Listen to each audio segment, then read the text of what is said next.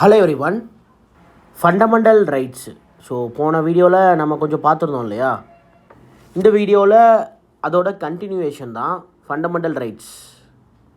அப்பப்போ நான் அப்லோட் பண்ணுற வீடியோவை அப்போவே பார்த்து முடிச்சிருங்க. சேர்த்து வச்சு பல்காக பார்த்துக்கலாம், அப்புறம் பார்த்துக்கலான்னு சொல்லி டிலே பண்ண வேணாம். எக்ஸாம் ரொம்ப பக்கத்தில் வரப்போகுது. ஸோ ஆர்ஆர்பி என்டிபிசி எக்ஸாம்ஸை நீங்கள் இன்னும் கூடிய சீக்கிரத்திலே அஃபிஷியலாக எக்ஸ்பெக்ட் பண்ணலாம். ஸோ அதுக்கான டேட்ஸ் எல்லாமே எப்போது என்ன ஏதுன்றதை அவங்களே அஃபிஷியலாக ரிலீஸ் பண்ண ஆரம்பிச்சிருவாங்க. ஸோ இதுதான் கரெக்டான டைம். ஸோ இவ்வளோ நாள் நீங்கள் என்ன படிச்சிருக்கீங்க அப்படின்றதெல்லாம் மேட்ரு கிடையாது. இப்போ நீங்கள் என்ன படிக்க போகிறீங்க, எந்த அளவுக்கு ரிவைஸ் பண்ணுறீங்க, ஸோ எந்தளவுக்கு டெஸ்ட் போடுறீங்க, எந்தளவுக்கு அனலைஸ் பண்ணுறீங்க, இதெல்லாம் தான் உங்களை டிட்டர்மைன் பண்ண போகுது. ஸோ 100% கான்ஃபிடென்ட்டாக இருங்க. சரியா? கான்ஃபிடென்ட்டாக இருங்க. கண்டிப்பாக நம்ம படித்தோன்னா நம்மளால் கிளியர் பண்ண முடியும். அது மட்டும்தான் உங்களுடைய மோட்டிவாக இருக்கணும். ஸோ படிக்கிறதுக்கான ஆக்ஷன் செயல்லையும் இறங்குங்க. சரியா? ரைட். சரி, இன்றைக்கான வீடியோ செஷனுக்குள்ளார போகிறதுக்கு முன்னாடி நம்மளுடைய மேக்ஸ் கிராஷ் கோர்ஸை பற்றி ஒரு சின்ன இன்ட்ரோ. ஸோ இது என்ன அப்படின்னா, YCT பப்ளிகேஷனோட மேத்தமெட்டிக்ஸ் புக் இருக்குல்ல, ஸோ எல்லோ கலரில் இப்போ முன்னாடி ஷோ ஆகுது இல்லையா, இந்த புக் இருக்கு இல்லையா, ரயில்வே ப்ரீவியஸ் இயர் கொஸ்டின் எல்லாமே chapter wise and type wise arrange பண்ணியிருப்பாங்களே. இந்த புக்கில் கிட்டத்தட்ட ஒரு 5500க்கும் அதிகமான ப்ரீவியஸ் இயர் கொஸ்டின் அப்படிங்கிறது இருக்குது. ஸோ எல்லாமே chapter wise type wise arrange பண்ணியிருக்காங்க. மொத்தம் ஒரு 28 டாபிக் இருக்குப்பா. சரியா? அதில் பார்த்தீங்கன்னா நம்ம ஒரு 21 டாபிக் முடிச்சிட்டோம். 22வது டாபிக் மென்சுரேஷன் ஒரு 12 வீடியோ இன்றைக்கி வரைக்கும் அப்லோட் பண்ணியிருக்கேன். இன்னும் அதில் பார்த்தீங்கன்னா ஒரு 6லேருந்து 8 வீடியோ வரும். ஸோ அதுக்கான ப்ராசஸும் போயிட்டே இருக்குது. நான் மென்சுரேஷன் இன்னும் ஒரு 1 or 2 டேஸில் கம்ப்ளீட் பண்ணி முடிச்சிருவேன்.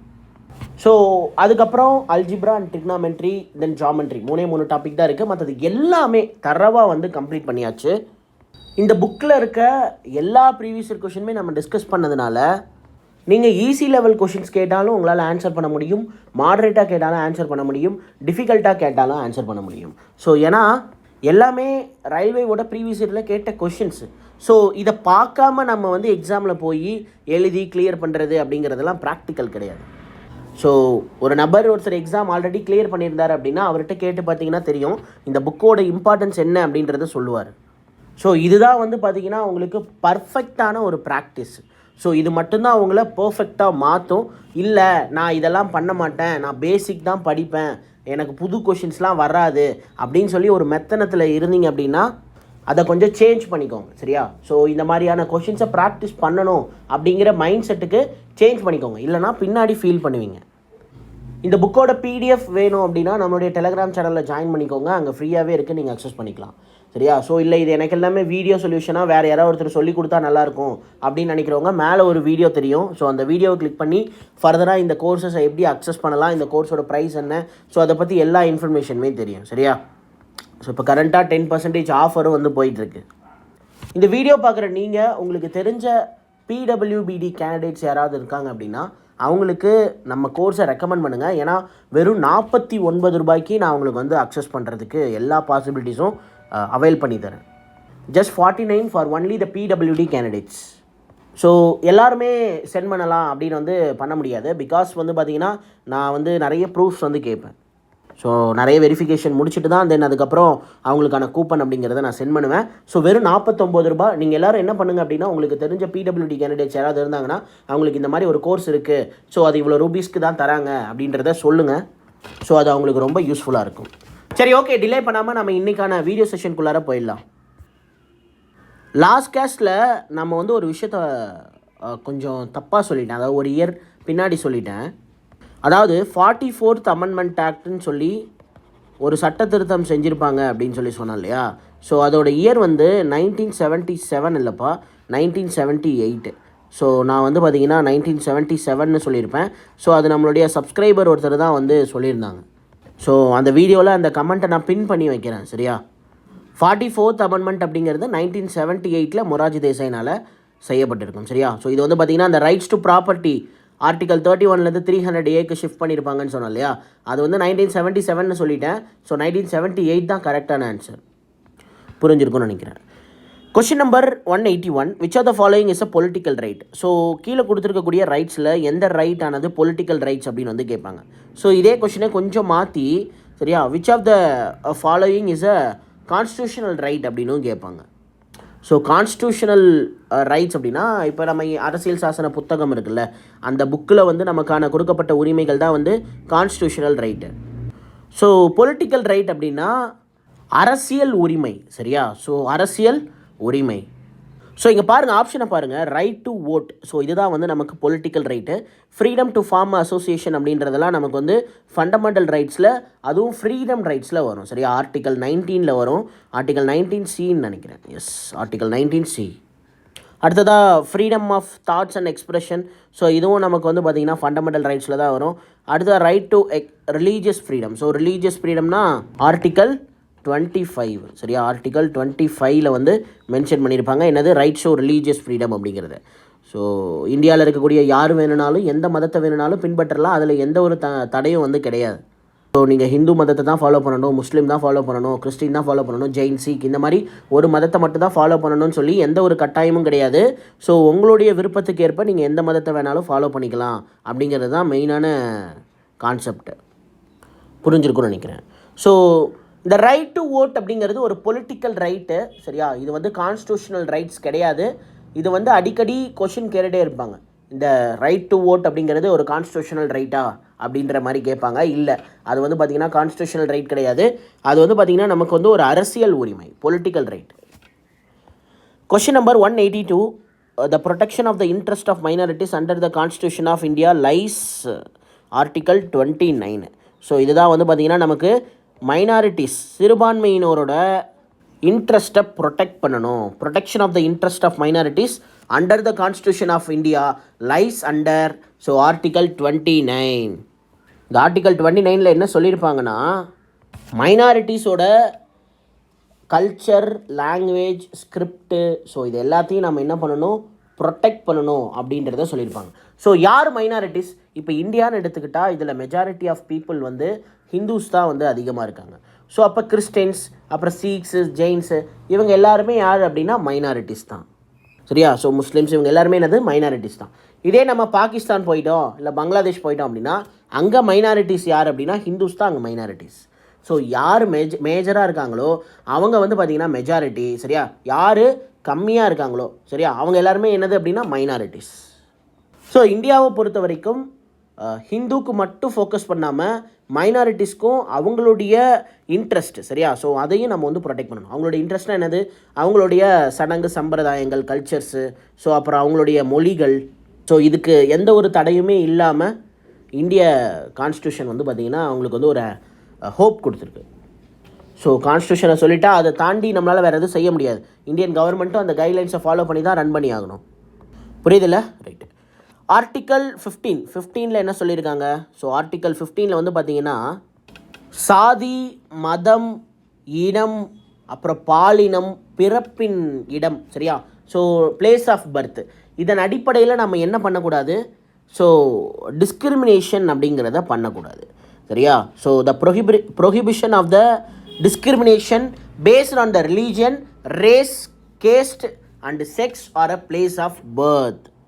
மதத்தின் அடிப்படையிலையோ அல்லது இனத்தின் அடிப்படையிலையோ அல்லது ஜாதியின் அடிப்படையிலையோ அல்லது பாலினத்தின் அடிப்படையிலோ அல்லது நீங்கள் இந்த இடத்துல பிறந்ததுனால, சரியா, பிளேஸ் ஆஃப் பர்த், சரியா? ஸோ இந்த மாதிரி இந்த இடத்துல பிறந்ததுனால அப்படின்றதுனால உங்களுக்கு ஏதாவது ஒரு டிஸ்கிரிமினேஷன் நடக்குது அப்படின்னா அதை தடுக்கணும், சரியா? அதை ப்ரோஹிபிட் பண்ணணும், அதை ஒழிக்கணும் அப்படின்றதுக்காக ஆர்டிக்கல் 15 டாக்டர் அம்பேத்கர் வந்து எழுதி வச்சுருக்காரு.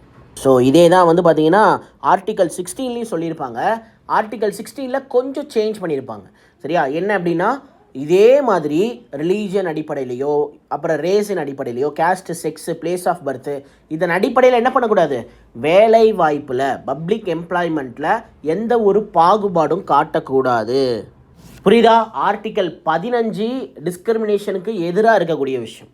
ஆர்டிக்கல் 16 வேலை வாய்ப்பில் எந்த ஒரு பாகுபாடும் காட்டக்கூடாது அப்படின்றத சொல்லியிருப்பாங்க, சரி. ஆர்டிக்கல் 20 என்னது? ஆர்டிக்கல் 20 வந்து பார்த்திங்கன்னா conviction for offences. Conviction for offences. So அதாவது இப்போ ஒருத்தர் வந்து தப்பு பண்ணிட்டாருப்பா, சரியா?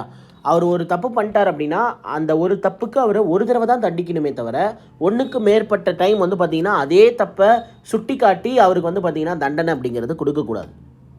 ஒன்ஸ் ஒருத்தர் தப்பு பண்ணிட்டாருன்னு சொல்லி ப்ரூவ் பண்ணி அவருக்கான தண்டனையை கொடுத்துட்டாங்க அப்படின்னா அதோட முடிஞ்சுது. அதே தப்பை பேஸ் பண்ணி எகைன் ஆல்ரெடி தண்டிக்கப்பட்ட ஒரு குற்றத்துக்கு திரும்பியும் வந்து தண்டிக்க முடியாது. ஸோ அதான் வந்து பார்த்தீங்கன்னா இந்த ஆர்டிகல் 20ல் மென்ஷன் பண்ணியிருப்பாங்க, கன்விக்ஷன் ஃபார் அஃபென்சஸ் அப்படின்னு வந்து சொல்லுவாங்க. ஸோ புரியுதா? Right. Protection of the interest of minorities under the constitution of India lies under the article 29. Article 29 தான் மைனாரிட்டிஸோட இன்ட்ரெஸ்ட்டை ப்ரொடெக்ட் பண்ணுறதை பற்றி பேசியிருப்பாங்க. Question number 183, which article of the Indian constitution is related to the protection in respect of the conviction for offences? இப்போ தான் நான் சொன்ன ஆர்டிகல் 20. ஸோ ஒருத்தர் வந்து ஒரு தப்புக்கு ஒரு தடவை தான் தண்டிக்கப்படணும், ஒன்றுக்கு மேற்பட்ட டைம் வந்து தண்டிக்கக்கூடாது. அது மட்டும் இல்லாமல் இதில் என்ன சொல்லியிருப்பாங்க அப்படின்னா, இப்போ ஒருத்தர் வந்து பார்த்திங்கன்னா இந்த தப்பு செஞ்சதாக சொல்லி அவரை தப்பு பண்ணதாக சொல்லி அவர் மேலே வந்து அந்த கம்ப்ளைண்ட்டை கொடுக்குறாங்கன்னு வச்சுக்கோங்களேன். ஸோ அவருக்கு எகெயின்ஸ்டாக சரியா அவருக்கு எகெயின்ஸ்டாக வேறு ஒரு விட்னஸை வேறு யாரும் பொய்யாக ரெடி பண்ணக்கூடாது, ஃபேக்காக ரெடி பண்ணக்கூடாது. ஸோ புரியுதா? ஆர்டிகல் 20 பொறுத்த வரைக்கும் கன்விக்ஷன் ஃபார் அஃபென்சஸ் அப்படின்ற அந்த கீவேர்டை ஞாபகம் வச்சுக்கோங்க. கன்விக்ஷன் ஃபார் அஃபென்சஸ்னால் என்னென்னு இப்போ தான் நான் சொன்னேன். ஸோ கன்விக்ஷன் ஃபார் அஃபென்சஸ் அப்படின்னா ஆர்டிகல் 20 சரியா, ஆர்டிகல் 20. ஆர்டிகல் 19 வந்து நமக்கு ஃப்ரீடம், 21 வந்து பார்த்திங்கன்னா லைஃபு சரியா. அடுத்த ஆர்டிகல் 18 வந்து பார்த்திங்கன்னா பட்டங்களை துரத்தல், ஆர்டிகல் 17 அன்டச்சபிலிட்டி, இதெல்லாமே நமக்கு தெரியும். Question number 184, the prohibition of the human trafficking has been laid under the dash in the Indian Constitution. மனித கடத்தல். ஸோ இதை பற்றி மென்ஷன் பண்ணியிருக்கக்கூடிய ஆர்டிக்கல் என்ன? ஆர்டிக்கல் 23. குழந்தை தொழிலாளர் சைல்டு லேபரை பற்றி ஆர்டிக்கல் 24 மென்ஷன் பண்ணியிருப்பாங்க சரியா. ஸோ சைல்டு லேபரை பற்றி ஆர்டிக்கல் 24 மென்ஷன் பண்ணியிருப்பாங்க.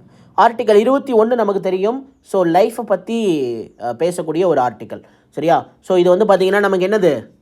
ரைட் டு லிவ் சரியா. ஸோ ரைட் டு லிவ் அதுதான் வந்து பார்த்திங்கன்னா ஆர்டிக்கல் 21. ஆர்டிக்கல் 22, இது ஆர்டிக்கல் 20யும் 22வும் உங்களுக்கு கன்ஃபியூஸ் ஆகிட்டே இருக்கும். ஸோ ஆர்டிக்கல் 22 என்ன அப்படின்னா, இப்போ ஒருத்தரை அரெஸ்ட் பண்ணிட்டாங்கன்னா 24 மணி நேரத்துக்குள்ளார கோர்ட்டில் சப்மிட் பண்ணணும் சரியா, கோர்ட்டில் ஹேண்ட் ஓவர் பண்ணணும் அப்படின்ற மாதிரி நம்ம ஆல்ரெடி படிச்சிருக்கோம் இல்லையா. ஸோ அதே தான் 24 மணி நேரத்துக்குள்ளார கோர்ட்டில் ஹேண்ட் ஓவர் பண்ணணும், அதை சொல்லியிருப்பாங்க. தென் இன்னொரு விஷயம் என்ன சொல்லியிருப்பாங்க அப்படின்னா, அதாவது இப்போ ஒருத்தரை அரெஸ்ட் பண்ணிட்டாங்கன்னா அவருக்கு வந்து ஒரு ரைட் இருக்குது. என்ன ரைட்னா, அவர் வந்து லாயரை கன்சர்ன் பண்ணுறதுக்கு சரியா. ஸோ லாயர்கிட்ட அவர் வந்து பார்த்திங்கன்னா இந்த மாதிரி எனக்கு இந்த மாதிரி சொல்லிட்டு இருக்காங்க, ஸோ என்னை இதிலேருந்து வெளியில் கொண்டு வரதுக்கு அவர் வந்து பார்த்திங்கன்னா ஒரு லாயரை கன்சல்ட் பண்ணுறதுக்கான உரிமை இருக்குது சரியா. ஸோ லாயரை கன்சல்ட் பண்ணுறதுக்கான உரிமை வந்து ஆர்டிக்கல் 22 கொடுத்துருக்காங்க. இப்போ எப்படி ஆர்டிக்கல் 20 கன்விக்ஷன் ஃபார் அஃபென்சஸ்ன்னு சொல்லி முடிச்சணும் ஒரே கீவேர்டில், அதே மாதிரி ஆர்டிக்கல் 22 முடிக்கணும் அப்படின்னா ஒரு கீவேர்டு இருக்குப்பா. என்ன அப்படின்னா, protection against arrest and detention அப்படின்னு வந்து சொல்லுவாங்க சரியா. ப்ரொடெக்ஷன் சரியா, எகைன்ஸ் எதை எதிர்த்து? ஸோ எகைன்ஸ் சரியா, எகைன்ஸ் அரெஸ்ட் அண்ட் டிடென்ஷன் சரியா. அரெஸ்ட் பண்ணுறதோ அல்லது தடுப்பு காவலில் வைக்கிறதோ சரியா. ஸோ இதிலேருந்து நம்மளை தடுத்துக்கிறதுக்கு சரியா, இதிலேருந்து நம்மளை ப்ரொடெக்ட் பண்ணுறதுக்கு கொடுக்கப்பட்ட ஆர்டிக்கல் தான் ஆர்டிக்கல் 22. ஸோ புரியுதா? Protection against arrest and detention. So article 22 ரொம்ப ரொம்ப முக்கியம். ஸோ இதையும் நோட் பண்ணி வச்சுக்கோங்க. Question number 185, dash of the constitution of India deals with the prohibition of human trafficking and forced labour. So human டிராஃபிக்கிங்கை பற்றி article 23 தான் சொல்லியிருக்காங்க சரியா. ஸோ அதாவது மனித கடத்தல் நிறைய படத்தில் பார்த்துருப்போம் சரியா. சின்ன சின்ன குழந்தைங்களெல்லாம் என்ன பண்ணுவாங்க, கடத்திட்டு போய் கண்ணை நோண்டி பிச்சை எடுக்க சொல்லுவாங்கள்ல, அந்த மாதிரி விஷயங்கள். தென் அதுக்கப்புறம் ஒரு சில செட் ஆஃப் பீப்புளையே சரியா அவங்க என்ன பண்ணுவாங்க, அடிமைப்படுத்தி வச்சுருப்பாங்க அவங்களுக்கு கீழே. ஸோ அந்த மாதிரி இப்போ ஃபார் எக்ஸாம்பிள் பரதேசி படமா அதர்வா நடிச்சிருந்தாரே. ஸோ அந்த படத்தில் வந்து ஒரு ஊர்லேருந்து இன்னொரு ஊருக்கு போய் இந்த மாதிரி நிறைய பிரச்சனையை சவால் ஃபேஸ் பண்ணுவாங்கள்ல, அந்த மாதிரிலாம் இருக்கக்கூடாது. ஸோ அது வந்து கம்ப்ளீட்டாக நமக்கு வந்து ஹியூமன் டிராஃபிக்கிங்கில் வராது, பட் ஆனால் ஃபோர்ஸ்டு லேபரில் வரும் சரியா. ஸோ ஃபோர்ஸ்டு லேபரில் வரும். ஆர்டிக்கல் 23 பொறுத்த வரைக்கும் மனித கடத்தல் மற்றும் ஃபோர்ஸ்டு லேபர் உங்களுக்கு வந்து விருப்பமே இருக்காது சரியா. ஸோ நிறைய படத்துலலாம் வந்து அந்த கல்குவாரியில் வந்து போட்டு அடைச்சி வச்சுருப்பாங்க. இந்த குருவி படத்தில் கூட கல்குவாரியில் ஒரு செட் ஆஃப் பீப்புளை வந்து என்ன பண்ணுவாங்க, நிறைய ஒர்க் வாங்குவாங்கல்ல. ஸோ கம்மி அமௌண்ட்டுக்கு ஒரு மாதிரி கொத்தடிமையாக ட்ரீட் பண்ணுவாங்க இல்லையா. ஸோ அதுதான். ஸோ புரியுதில்ல, ஆர்டிக்கல் 23 மனித கடத்தல் மற்றும் forced labour, article 24 child labour சரியா. So child labour. ஸோ அடுத்ததாக ஆர்டிக்கல் 26 ரிலீஜியஸ் சம்மந்தப்பட்ட விஷயம் சரியா. ஆர்டிக்கல் 28 வந்து பார்த்தீங்கன்னா ரிலீஜியஸ் இன்ஸ்ட்ரக்ஷன் இருக்கக்கூடாது சரியா. Religious instruction. ஸோ அதாவது ரிலீஜியஸ் இன்ஸ்ட்ரக்ஷன்னா என்ன அப்படின்னா, கம்பல் பண்ணக்கூடாது. நீங்கள் இந்த மதத்துக்கு மாறியே ஆகணும்னு சொல்லி யாரையும் என்ன பண்ணக்கூடாது, கம்பல் பண்ணக்கூடாது. அதை பற்றி ஆர்டிக்கல் 28 சொல்லியிருப்பாங்க. ஆர்டிக்கல் 21 நமக்கே தெரியும். சரியா?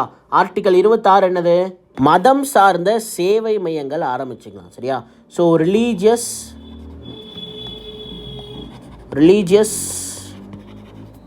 அண்டு சேரிட்டபிள் ட்ரஸ்டெல்லாம் இருக்குல்ல, ஸோ மதம் சார்ந்த சேரிட்டபிள் ட்ரஸ்ட்லாம் இருக்கு இல்லையா, ஸோ அந்த மாதிரி ட்ரஸ்ட் அப்படிங்கிறத ஆரம்பிச்சுக்கலாம். அதுக்கு எந்த ஒரு தடையும் கிடையாது. இதை கான்ஸ்டியூஷன்லேயே வந்து பார்த்திங்கன்னா ஆர்டிகல் 26 சொல்லியிருக்காங்க. ஸோ ஆர்டிகல் 28 வந்து ரிலீஜியஸ் இன்ஸ்ட்ரக்ஷன். சரியா? வற்புறுத்தக்கூடாது யாரையுமே இந்த மதத்துக்கு மாறணும்னு சொல்லி. அதே மாதிரி ஆர்டிகல் 26 அப்படிங்கிறது ரிலீஜியஸ் சம்மந்தப்பட்ட சேரிட்டபிள் ட்ரஸ்ட் அப்படிங்கிறத ஆரம்பிச்சுக்கலாம். மதம் சார்ந்த சேவை மையங்கள் அப்படின்னு வந்து சொல்லலாம். ஸோ புரிஞ்சிருக்கும்னு நினைக்கிறேன். Question number 186, which article of the Indian constitution related to the right against exploitation. So right against எக்ஸ்ப்ளாய்டேஷன்னா என்னது, இப்போது ஆர்டிக்கல் 14 18 வரைக்கும் நமக்கு ஈக்குவாலிட்டி ரைட்ஸ்னு தெரியும், ஆல்ரெடி நான் சொல்லியிருக்கேன். சரியா? அதே மாதிரி ஆர்டிக்கல் 19 22 வரைக்கும் நமக்கு ஃப்ரீடம் ரைட்ஸ்னு சொல்லியிருக்கேன். அடுத்ததாக 23 and 24 இது ரெண்டு தான் நமக்கு என்ன அப்படின்னா, சரியா, இது ரெண்டு தான் நமக்கு என்னது அப்படின்னா, நமக்கு நடக்கக்கூடிய அநீதிகளுக்கு எதிராக நம்ம குரல் கொடுக்கறதுக்கான உரிமை. சரியா? அந்த ஆர்டிக்கல் வந்து எதில் கொடுத்துருக்காங்க, ஆர்டிக்கல் 23 and 24 சொல்லியிருக்காங்க. ஸோ இதெல்லாம் நமக்கு நடக்கக்கூடிய அநீதிகள் அப்படின்னா, இப்போ ஃபோர்ஸ்டு லேபராவோ அல்லது உங்களை மனித கடத்தல் செய்கிறாங்களோ அப்படின்னாலோ அது நமக்கு ஏற்படக்கூடிய ஒரு அநீதி தானே. ஸோ அதுக்கு எதிர்த்து குரல் கொடுக்கக்கூடிய ஒரு உரிமை தான் ஆர்டிகல் 23. இதே சைல்டு லேபரு, ஸோ அதுவும் வந்து எக்ஸ்ப்ளாய்டேஷன் கீழே தான் வரும். அப்போ ரைட்ஸ் அகெயின்ஸ்ட் எக்ஸ்ப்ளாய்டேஷன் அப்படின்னா மனித உழைப்பை சுரண்டுறது. சரியா? ஸோ இப்போ ஃபோர்ஸ்டு லேபராவோ அல்லது சைல்டு லேபராவோ அல்லது இங்கேருந்து நம்மளை கடத்திட்டு போய் நம்மளுடைய விருப்பமே இல்லாமல் ஸோ நம்ம கண்ணை நோண்டி போட்டுறது, கையை உடச்சி போட்டுறது, அவங்களுக்கு தேவையான ஒரு விஷயத்தை பூர்த்தி செய்கிறாங்கல்ல, ஸோ சுரண்டுறாங்கல்ல, நம்மகிட்ட மனித சுரண்டல் இருக்குல்ல, அதுக்கு எதிர்த்து நம்ம குரல் கொடுக்கறதுக்கு 2 ஆர்டிக்கல் மென்ஷன் பண்ணியிருக்காங்க. அதுதான் article 23 and 24. Rights against exploitation, மனித சுரண்டலுக்கு எதிர்த்து போராடக்கூடிய உரிமை அப்படிங்கிறது ஆர்டிக்கல் 23 to 24. சரியா? 2 கொடுத்துருக்கலாம், எதுக்கு 2 கொடுத்தான்னு தெரில. சரி, okay. So article 14 to 18 equality. சரியா? ஈக்குவாலிட்டி, எல்லோரும் சமம் அப்படின்னு சொல்கிறது. 25 to 28 வந்து பார்த்திங்கன்னா ரிலீஜியஸு, ஸோ ரிலீஜியஸ். அடுத்ததாக 19 வந்து பார்த்திங்கன்னா 19 to 22 ஃப்ரீடம் ரைட்ஸு. ஸோ புரியுதா? Question number 187, dash of the constitution of India provides that no discrimination can be made against a citizen on the grounds of only race, அப்புறம் வந்து பார்த்திங்கன்னா religion, caste, place of birth or any of them. So இங்கே நீங்கள் கேர்ஃபுல்லாக இருக்கணும். Article 15 இருக்குது, article 16 இருக்குது. So இங்கே எம்ப்ளாய்மெண்ட்டை பற்றி சொல்லியிருந்தாங்க அப்படின்னா தான் நம்ம என்ன பண்ணணும், ஆர்டிகல் 16 அப்படிங்கிறத சூஸ் பண்ணணும். இங்கே நமக்கு ஆர்டிகல் 15 நமக்கு வந்து பார்த்திங்கன்னா எம்ப்ளாய்மெண்ட்டை பற்றி சொல்லியிருக்காது. ஸோ பொதுவாக இந்த மாதிரி நடக்கக்கூடிய விஷயங்களுக்கு டிஸ்கிரிமினேஷன், சரி, அதுலேருந்து நம்மளை எப்படி ப்ரொடெக்ட் பண்ணுறது அதை தான் சொல்லியிருக்காங்க. ஸோ அப்போ ஆர்டிகல் 15 அப்படிங்கிறது தான் நமக்கு கரெக்டான ஆன்சர். சரியா? ஸோ அதாவது அந்த ground of only the race, religion, caste or place of birth or any of them. சரியா? அதை வச்சு நமக்கு எந்த ஒரு டிஸ்கிரிமினேஷனும் பண்ணக்கூடாது அப்படின்னு சொல்லி எந்த ஆர்டிக்கலில் சொல்லியிருக்காங்க அப்படின்னா ஆர்டிகல் 15 சொல்லியிருக்காங்க. சரியா? ஆர்டிகல் 17 வந்து பார்த்திங்கன்னா நமக்கு அபாலிஷன், இது அன்டச்சபிலிட்டி. சரியா? Article 17 untouchability. 18 வந்து பார்த்திங்கன்னா நமக்கு title, abolition of untouchability, abolition of title, பட்டங்களை துரத்தல், தீண்டாமை ஒழிப்பு. ஸோ புரியுதா? ரைட்டு. ஆர்டிகல் 19 நம்ம பார்த்துட்டோம். Question number 188, the prohibition of the discrimination on the ground of the religion, race, caste, sex, place of birth has been laid under dash of the fundamental right in the Indian constitution. திரும்பியும் சொல்கிறேன், இங்கே பாருங்கள், public employment அப்படிங்கிறதே இல்லை. So article 16 வராது, article 15 அப்படிங்கிறது தான் கரெக்டான ஆன்சர். ஆர்டிகல் 14 and 17 நமக்கு தெரியும். Question number 189, which of the article, சரியா, which article of the Indian Constitution says that no person shall be deprived of his life or personal liberty except according to the procedure established by the law. Article 21 தான் கரெக்டான answer. அதாவது article 21 என்ன சொல்லியிருக்காங்கன்னா, சரியா, article 21 என்ன சொல்லியிருக்காங்க அப்படின்னா, சட்டத்தால் நிறுவப்பட்ட நடைமுறையின் படி, சரியா, தவிர, சரியா, நடைமுறையின் தவிர எந்த ஒரு நபரும் தனது வாழ்க்கையை அல்லது தனிப்பட்ட சுதந்திரத்தை பறிக்கக்கூடாது. டிரான்ஸ்லேஷன் அருமையாக இருக்குது. ஒன்றும் இல்லை, அதாவது என்ன சொல்லியிருக்காங்கன்றத சொல்லிடுறேன், ஒன்றும் இல்லைப்பா. இப்போது ஆக்சுவலாக ஆர்டிகல் 21 நம்ம வாழ்கிறதுக்கான உரிமையை கொடுத்துருக்காங்கன்னு சொல்லியிருக்காங்க இல்லையா, ரைட்டு. ஸோ இப்போ இந்த ஆர்டிகல் 21 தான் என்ன சொல்லியிருக்காங்கன்னா, வேறு எந்த ஒரு நபருக்குமே ஒருத்தரோட லைஃப்பை வந்து பறிக்கிறதுக்கான பாசிபிலிட்டி அப்படிங்கிறது கிடையாது. So except procedure established by the law. இப்போ நீங்கள் ஏதாவது ஒரு தப்பு பண்ணிட்டீங்க அப்படின்னா உங்களை தூக்கு தண்டனையில் போடுறாங்க, சரியா, தூக்கில் போடுறாங்கன்னா அது கவர்மெண்ட்டுக்கு அந்த உரிமை அப்படிங்கிறது இருக்குது, சரியா. Except procedure established by the law, சட்டத்தின்படி நடப்பது நடக்கும், சரியா. சட்டத்தின்படி அந்த மாதிரி நடக்கும். சட்டம் இல்லாமல், சரியா, தனிப்பட்ட ஒரு நபரை வேறு எந்த ஒரு தனிப்பட்ட நபரும் அவருடைய வாழ்கிறதுக்கான உரிமையை வந்து பறிக்க முடியாது. அது மட்டும் இல்லாமல் சூசைட் பண்ணிக்கக்கூடாது அப்படின்றது இந்த ஆர்டிக்கலில் தான் சொல்லியிருப்பாங்க. ஆர்டிக்கல் 21 தான் என்ன பண்ணியிருப்பாங்க, சூசைட் பண்ணிக்கக்கூடாது. அதாவது ஒருத்தருடைய வாழ்கிறதுக்கான உரிமையை அவரே பறிச்சுக்கிறதும் தப்பு அப்படிங்கிறது இந்த ஆர்டிக்கல் 21 தான் சொல்லியிருப்பாங்க. ஸோ புரிஞ்சுக்கணும்னு நினைக்கிறேன். அவரே பறிச்சிக்கக்கூடாது, அதே மாதிரி வேறு யாரும் பறிக்கக்கூடாது. ஸோ புரியுதா? எதை? வாழ்க்கையை, தனிப்பட்ட வாழ்க்கையை, இந்த உயிர் நமக்கு இப்போ வாழ்கிறதுக்கான சுதந்திரம் கிடச்சிருக்குல்ல. So rights to live and liberty, rights to life and liberty, சரியா, right. Question number 190. Which of the following fundamental right is mentioned in the Article 32 of the Indian Constitution? Constitutional remedies is the right answer. Question number 191. Which of the following falls under the right of the constitutional remedies? Constitutional remediesல சொல்லப்பட்ட இந்த விஷயங்கள் வந்து எதில் இங்கே mention பண்ணியிருக்காங்க அப்படின்ற மாதிரி கேட்குறாங்க, சரியா. The freedom of the conscience and free profession practice and propagation of the religion, இது நமக்கு ரிலீஜியஸ் ஃப்ரீடம்லாம் வந்துடும். Rights to move a Supreme Court by appropriate proceeding for the enforcement for the rights conferred by the Part 3 is guaranteed. Yes, அதாவது Part 3ல சொல்லியிருக்கக்கூடிய fundamental ரைட்ஸில் இருக்கக்கூடிய உரிமைகள் ஏதாவது உங்களுக்கு மறுக்கப்பட்டால் நீங்கள் என்ன பண்ணலாம், சுப்ரீம் கோர்ட்டை நாடி, சரியா, உங்களுக்கான உரிமையை பெற்றுக்கொள்ளலாம் அப்படின்றது தான் ஆர்டிக்கல் 32 சொல்லியிருப்பாங்க. இதுதான் கான்ஸ்டியூஷனல் ரெமிடி அப்படின்னு வந்து சொல்கிறாங்க. ஸோ புரியுதா? அப்போ வந்து இந்த கொஷினுக்கு வந்து ஆப்ஷன் பி தான் கரெக்டான ஆன்சர். ஸோ புரிஞ்சிருக்கும்னு நினைக்கிறேன். Question number 192. What does the right to constitutional remedy mean? Constitutional remediesனா என்னது? All linguistic and religious minorities can set up their own educational institution. அதுக்கு பேர் தான் வந்து நமக்கு வந்து கான்ஸ்டியூஷனல் ரெமிடிஸா. அதாவது மொழிவாரியாக அல்லது மதவாரியாக இருக்கக்கூடிய மைனாரிட்டிஸ் வந்து ஓனாக ஒரு எஜுகேஷ்னல் இன்ஸ்டியூஷன் அப்படிங்கிறத செட் பண்ணிக்கலாம் அப்படிங்கிறது கான்ஸ்டியூஷனல் ரெமிடியா அப்படின்னு கேட்டால் இல்லை. இது வந்து ஒரு ஃபண்டமெண்டல் ரைட்.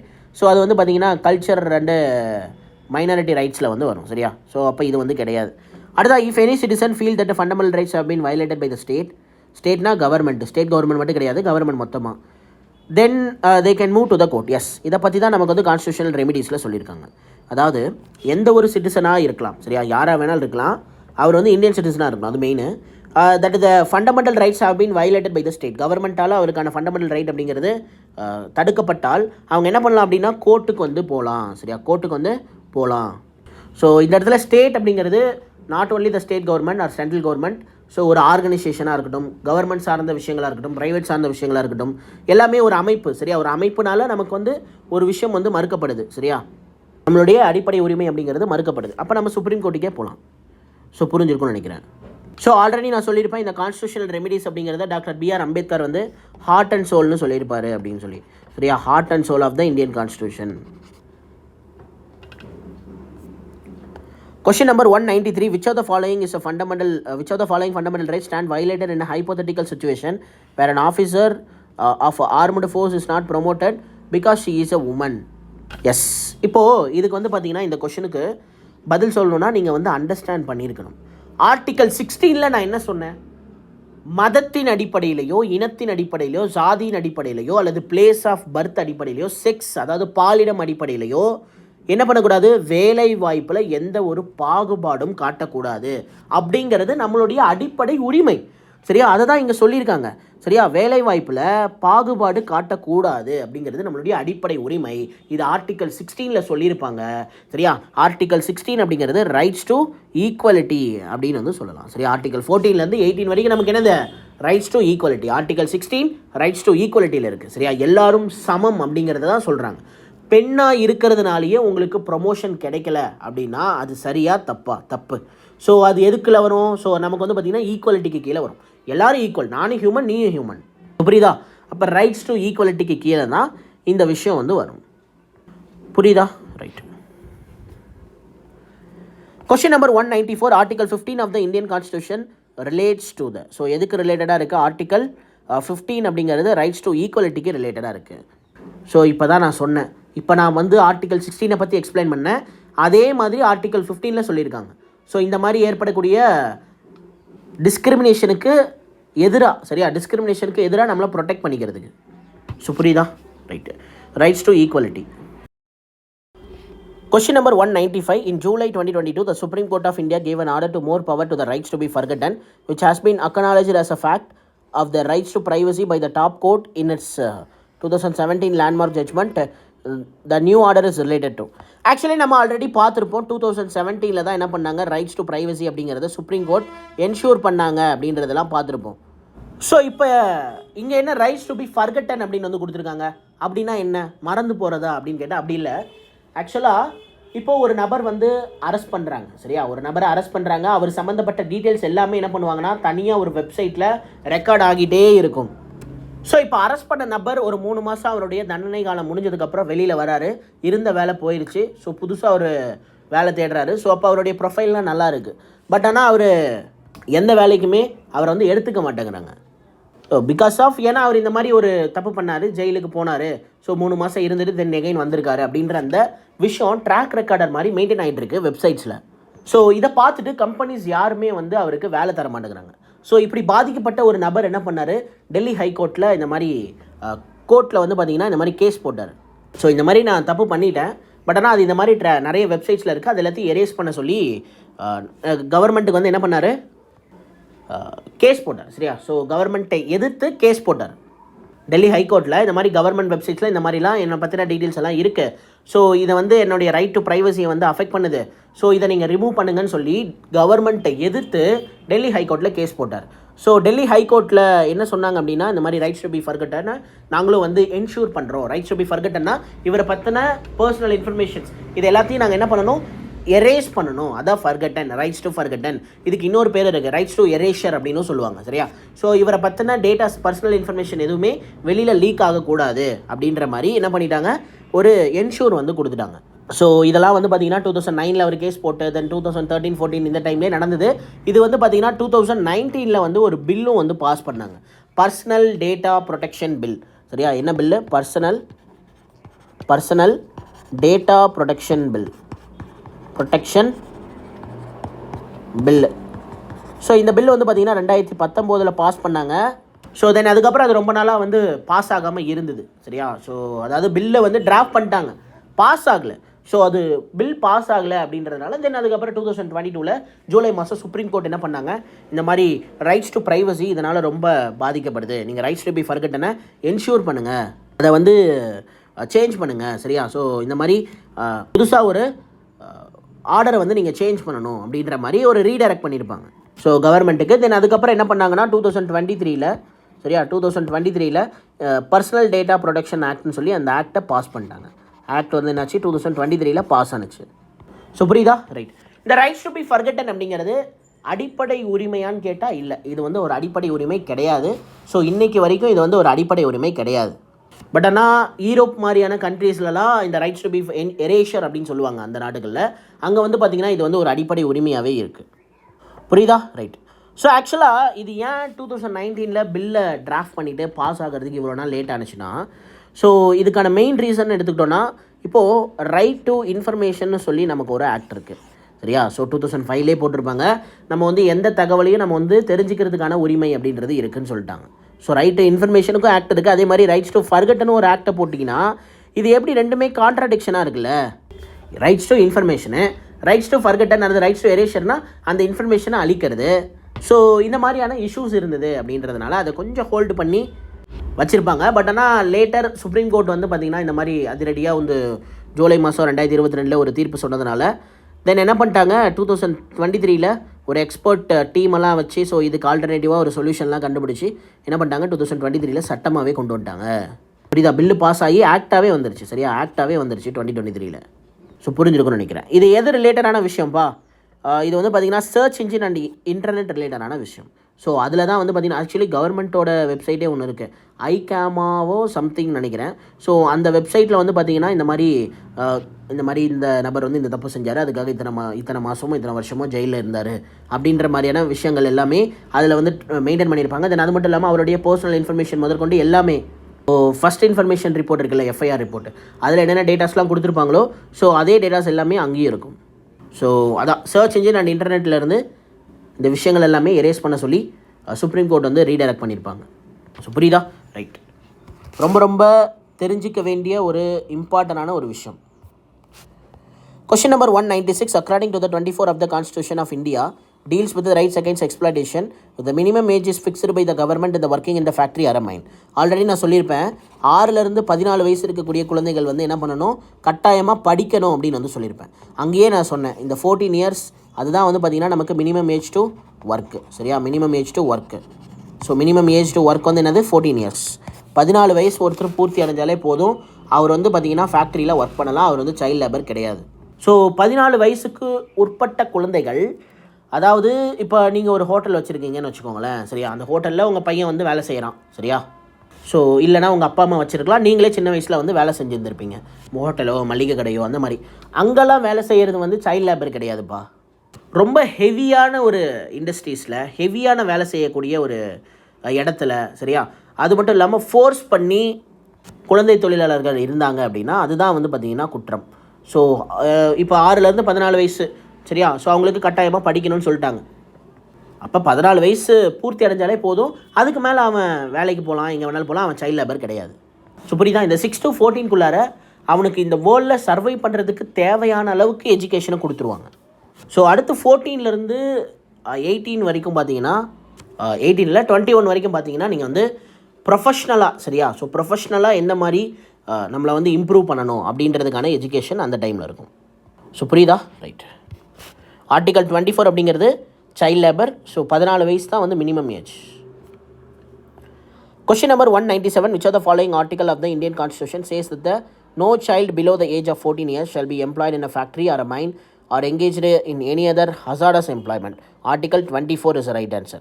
25 வந்து பார்த்தீங்கன்னா ரிலீஜியஸ். ஸோ 27 ரிலீஜியஸ் சம்மந்தப்பட்ட விஷயம் தான், 26 ரிலீஜியஸ் தான். ஸோ அப்போ இது மூணுமே நமக்கு என்னது, ரிலீஜியஸ் சம்மந்தப்பட்ட விஷயங்கள். ஸோ ரிலீஜியஸ் சம்மந்தப்பட்ட விஷயங்கள். ஆர்டிகல் 24 தான் நமக்கு என்னது, சைல்டு லேபர். ஸோ புரியுதா? Question number 198. According to the Constitution of India, the protection of the life and personal liberty is a part of the fundamental rights from the which of the following? So இது வந்து எந்த ரைட்ஸ்க்கு கீழே வருது, rights to ஃப்ரீடம்க்கு கீழே தான் வருது. எது, protection of life and personal liberty. So இப்போது நீங்கள் நினச்சா நீங்கள் இன்றைக்கி தூங்கலாம், சாப்பிட்லாம், எந்திரிக்கலாம், ஒரு இடத்துல இன்னொரு இடத்துக்கு போகலாம், எந்த தடையும் கிடையாது. ஸோ அந்த ரைட்டு தான் வந்து நமக்கு ஆர்டிகல் 21 கொடுத்துருப்பாங்க, protection of life and personal liberty. So புரியுதா? நீங்கள் சுதந்திரமாக என்ன பண்ணலாம், இங்கேருந்து எங்கே வேணாலும் மூவ் பண்ணலாம், நீங்கள் நினச்சதை செய்யலாம், எந்த ஒரு இதுவும் கிடையாது. அதாவது மற்றவங்களுக்கு துன்பம் விளைவிக்கக்கூடிய செயல்களை செஞ்சீங்க அப்படின்னா அதனால் ஏற்படக்கூடிய விளைவுகள் அப்படிங்கிறது உங்களுக்கு கவர்மெண்ட் கொடுத்துருவாங்க. ஸோ அது வந்து இதில் கணக்கு வராது. ஸோ சுதந்திரமானா செல்ஃபாக நீங்கள் வந்து நினச்சதை செய்யலாம், சரியா? ஸோ அது வந்து மற்றவங்களுக்கு டிஸ்டர்பன்ஸாக இருக்கக்கூடாது. Question number 199. The rights to privacy which was recognized by the fundamental right of the Supreme Court in a landmark case, Justice K.S. Puttaswamy retired, சரியா, Mrs. Union of India 2017 emerges primarily from the dash of the Constitution. So அதான்ப்பா நான் சொன்னல, 2017 வந்து பார்த்தீங்கன்னா நமக்கு supreme court என்ன பண்ணியிருப்பாங்க, rights to privacy அப்படிங்கிறத என்ஷூர் பண்ணியிருப்பாங்க அப்படின்னு வந்து சொல்லியிருப்பேன். ஸோ ரைட்ஸ் டு ப்ரைவசி வந்து முக்கியமானது அப்படின்னு வந்து சொல்லியிருப்பாங்க. இது எந்த ஆர்டிக்கல் கீழே வரும், ஆர்டிக்கல் 21 கீழே வரும், சரியா? ஆர்டிக்கல் 21 கீழே தான் இந்த ரைட்ஸ் டு ப்ரைவசி அப்படிங்கிறது வரும். ஸோ புரிஞ்சுதா? ரைட். ஸோ இந்த கேஸில் 9 ஜட்ஜ் வந்து இருப்பாங்க. ஸோ இது வந்து பார்த்திங்கன்னா டிஎன்பிசியில் கேட்ட ஒரு question. So justice K S Puttaswamy இந்த case versus union of India, இந்த கேஸில் 9 ஜட்ஜ் வந்து பார்த்திங்கன்னா இருந்திருப்பாங்க ஒரே பெஞ்சில். இந்த 9 பேர் சேர்ந்து தான் தீர்ப்பு அப்படிங்கிறத சொல்லியிருப்பாங்க. Question number 200. Which article of the Constitution of India prohibits the discrimination on the ground of the religion? So இது என்னது, ஆர்டிக்கல் 15. ஆர்டிக்கல் 14 என்னது, ஆர்டிக்கல் 14 வந்து பார்த்தீங்கன்னா rights to equality. Rights to equality. Article 17 என்னது, அபாலிஷன் ஆஃப் அன்டச்சபிலிட்டி.